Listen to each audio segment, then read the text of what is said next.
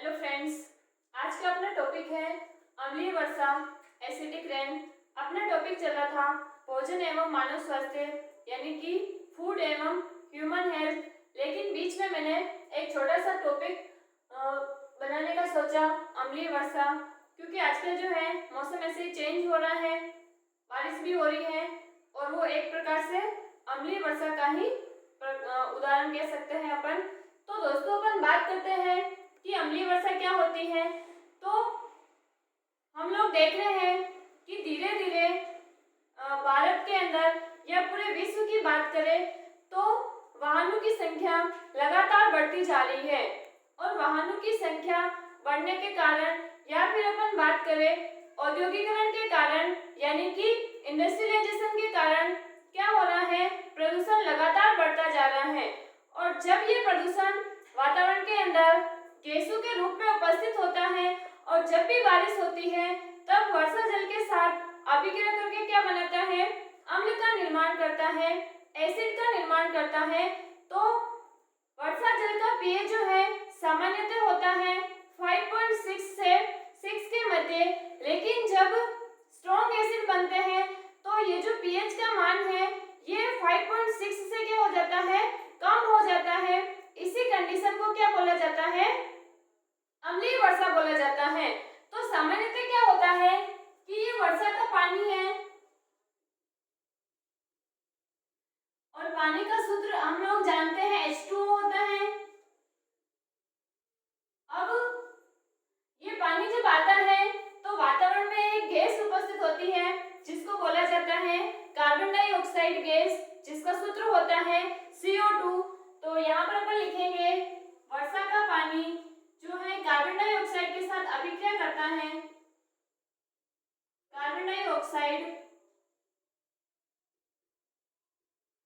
यानी कि CO2, और ये दोनों जब आपस में अभिक्रिया करते हैं तो ये बनाते हैं H2CO3 और इसका नाम होता है कार्बोनिक एसिड।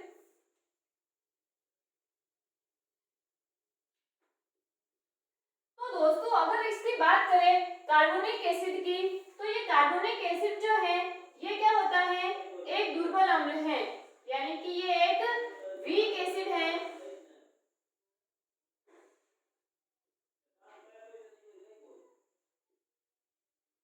और इस वीक एसिड के कारण जो वर्षा जल का पीएच है ये सामान्यतः कितना होता है, वर्षा जल का पीएच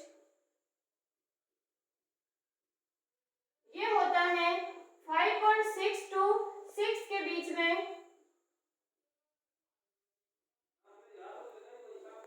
और क्योंकि हम जानते हैं कि प्रदूषण की मात्रा लगातार बढ़ रही है और बढ़ते हुए प्रदूषण में ज्यादातर जो होते हैं वो सल्फर के ऑक्साइड यानी कि उनको अपन सॉक्स बोल सकते हैं, और दूसरी ओर बात करते हैं नाइट्रोजन के ऑक्साइड और उसको अपन बोल सकते हैं नॉक्स।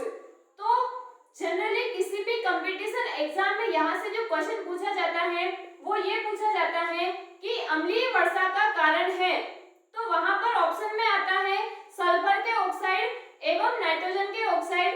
और पिछले RS 2018 का जो प्री का जो पेपर है उसमें ये क्वेश्चन पूछा हुआ है।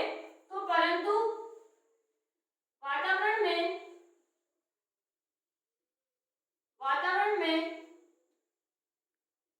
बढ़ते हुए सल्फर एवं नाइट्रोजन के बढ़ते हुए प्रदूषण, और ये प्रदूषण किसका होता है, जो अम्लीय वर्षा के लिए जिम्मेदार होता है, तो वो होता है सल्फर एवं नाइट्रोजन के ऑक्साइड, जिनको अपन बोल सकते हैं सॉक्स एवं नॉक्स। वातावरण में बढ़ते हुए प्रदूषण यानी कि सल्फर एवं नाइट्रोजन के ऑक्साइड जो वर्षा जल के साथ अभिक्रिया करके वर्षा जल के साथ अभिक्रिया करके प्रबल अम्ल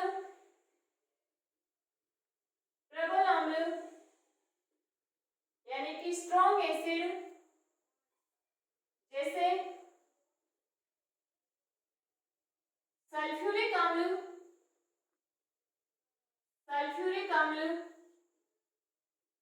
H2SO4 व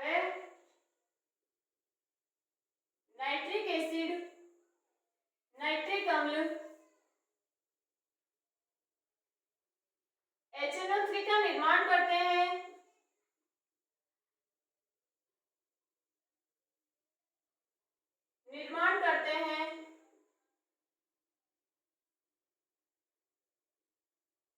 जिससे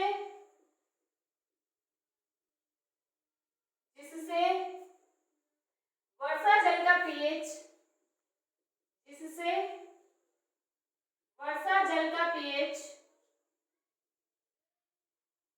5.6 से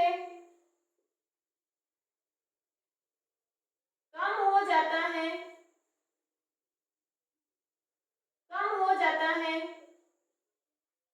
इसे अम्लीय वर्षा कहते हैं।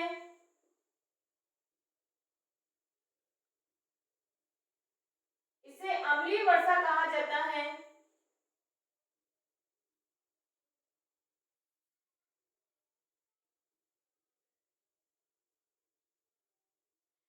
इसी को अपन अगर अभिक्रिया की फॉर्म में लिखे तो अपन ऐसे लिख सकते हैं, वर्षा जल का पीएच H2O हो गया, यहाँ पर सल्फर का कोई भी ऑक्साइड SO3 हो गया, SO2 हो गया, SO4 हो गया। यहाँ पर वैसे तो ये सल्फेट होता है, इसको अपन यहाँ पर नहीं लेते हैं, तो यहाँ पर SO2 है, SO3 है, ये अभिक्रिया करके बनाएंगे H2SO3 या फिर ये बनाएंगे H2SO4।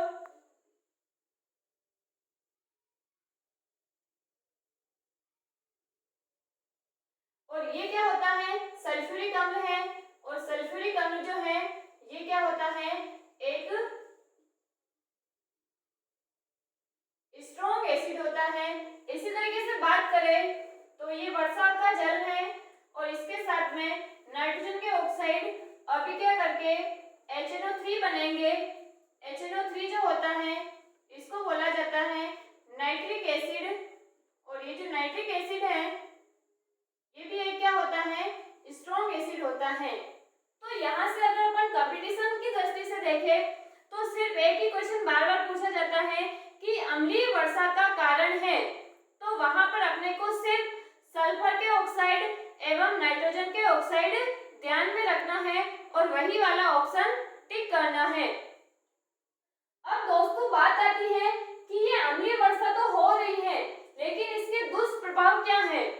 अब दोस्तों बात करें तो सामान्यतः वर्षा जल का पीएच जो है वो 5.6 टू क्या होता है, 6 के मध्य होता है, लेकिन जब पीएच बहुत कम हो जाएगी, 5.6 से भी कम हो जाएगी, तो उस कंडीशन में जब ये पानी तालाबों में जाएगा, समुद्र में जाएगा, तो उसका पीएच भी क्या हो जाएगा, कम हो जाएगा, जिसके कारण जल में रहने वाले जीवों के लिए क्या हो जाएगा, खतरा उत्पन्न हो जाएगा।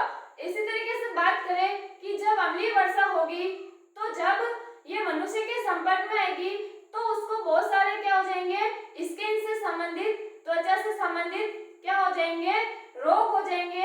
इसके अलावा अपन बात करें कि पेड़ पौधों में, तो पेड़ पौधों में भी इसके कारण बहुत सारे रोग उत्पन्न हो जाएंगे। तो दोस्तों ये टॉपिक जो है बहुत ज्यादा इम्पोर्टेंट है, और कंपटीशन एग्जाम की दृष्टि से बात करें तो हर बार यहाँ से एक क्वेश्चन पूछा जाता है, जो कि मैं आपको पहले ही बता चुकी हूँ। धन्यवाद दोस्तों।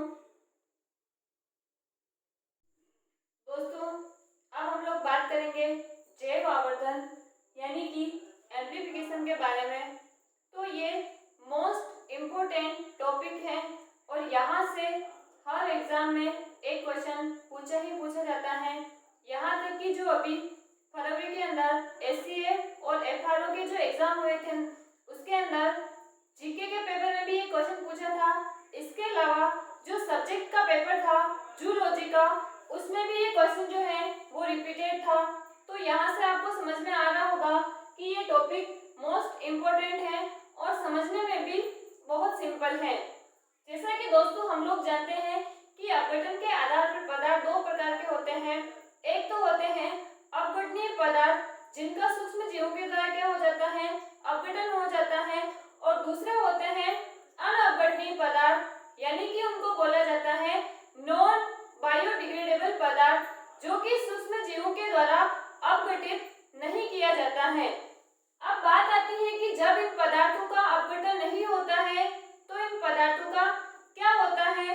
तो दोस्तों वर्तमान समय के अंदर फसलों के प्रोडक्शन के लिए या फिर कीटनाशक के रूप में बहुत सारी ऐसी दवाइयां होती हैं जिसका उपयोग क्या किया जाता है, फसलों के ऊपर छिड़काव के रूप में प्रयोग किया जाता है और ये फाइनली कहाँ आ जाती है, पानी के साथ मृदा में आ जाती है और मृदा के द्वारा ये पौधों द्वारा ग्रहण कर ली जाती है।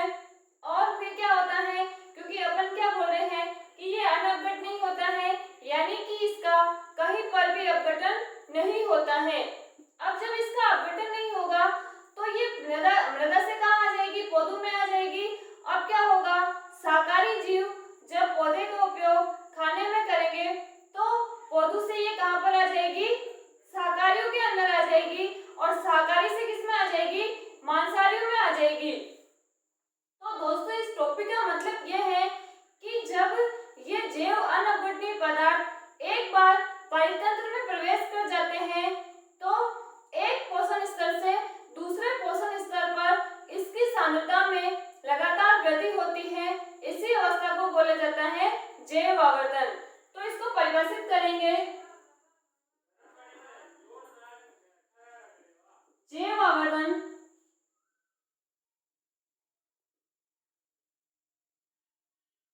यानी कि एम्प्लीफिकेशन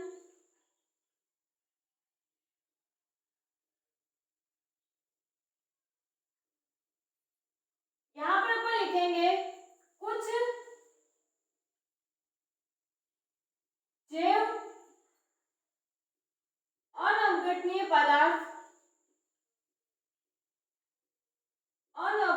पदार्थ यानी कि नॉन बायोडिग्रेडेबल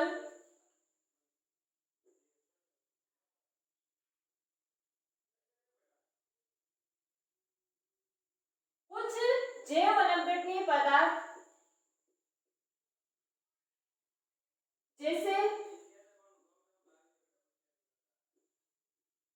जैसे पारा या इसी को बोल सकते हैं मर्क्यूरी, डीडीटी आदि किसी भी तरह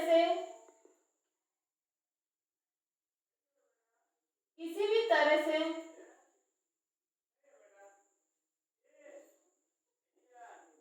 एक बार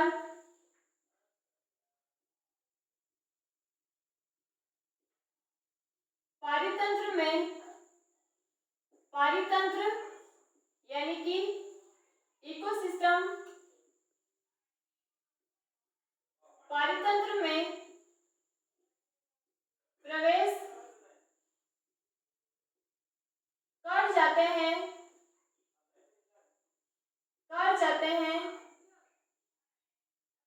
तो इनका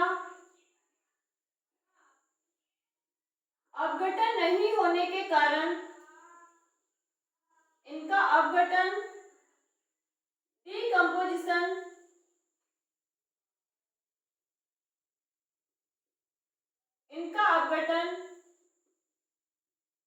नहीं होने के कारण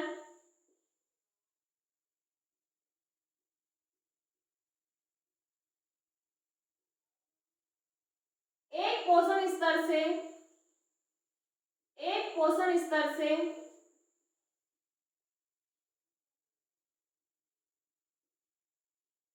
स्तर इसको बोल सकते हैं ट्रॉपिक लेवल। एक पोषण स्तर से दूसरे पोषण स्तर में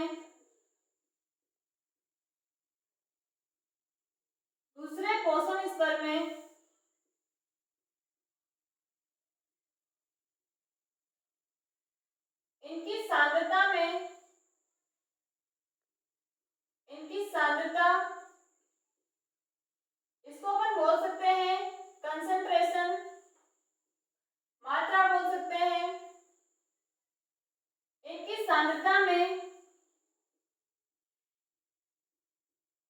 लगातार वृद्धि होती रहती है,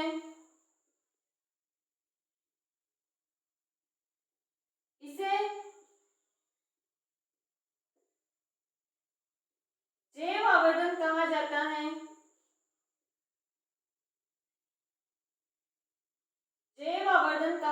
है।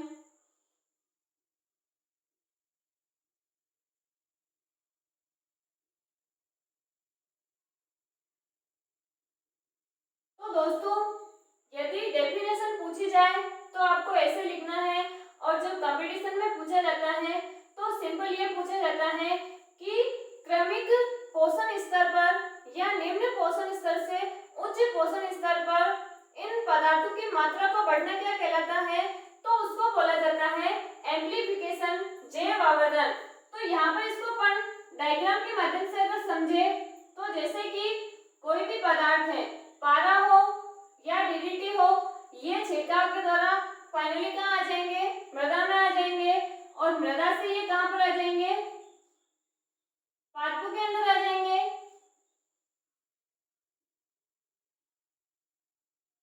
प्लांट्स में आ जाएंगे, प्लांट को प्रोड्यूसर भी बोल सकते हैं, और पादप से ये कहाँ आ जाएंगे, शाकाहारियों में आ जाएंगे, और शाकाहारी से किस में आ जाएंगे, मांसाहारी में आ जाएगी, और फिर फाइनली ये कहाँ चला जाएगा, उच्च पोषण स्तर तक चला जाएगा। तो क्योंकि ये पदार्थ जो है ये संग्रहित रहता है, इसका अपघटन नहीं होता है, तो यहाँ पर इसको ट्रॉपिक लेवल T1 बोल सकते हैं, इसको T2 बोल सकते हैं, इसको T3 बोल सकते हैं, इसको T4 बोल सकते हैं। तो जैसे कि यहाँ पर इसकी मात्रा थी 0.001, तो आगे वाले स्तर पर इसकी मात्रा में वृद्धि होगी, क्योंकि ये इस पादप को भी खाएगा और किसी पादप को भी खाएगा, तो इसकी मात्रा जो है इस शाकाहारी के अंदर इस पादप से क्या होगी, ज्यादा होगी। तो माना कि ये कितनी हो गई, 0.01 हो गई। जब ये और आगे पोषण स्तर पर बढ़ेगा तो इसकी मात्रा 0.1 हो गई। इसी तरीके से जब ये और आगे जाएगा तो इसकी मात्रा 1% हो गई। तो क्रमिक पोषण स्तर पर इन जैव अनअपघटनीय पदार्थों की सांद्रता का बढ़ना क्या कहलाता है, जैव आवर्धन कहलाता है। या फिर इसको अपन ऐसे भी बोल सकते हैं, क्रमिक पोषण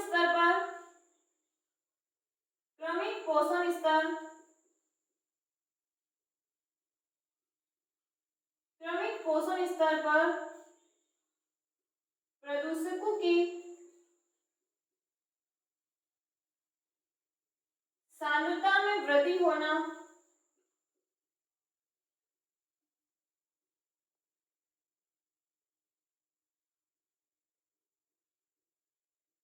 ये भी क्या कहलाता है, जैव आवर्धन कहलाता है। तो उम्मीद है दोस्तों आप लोगों को समझ में आया होगा।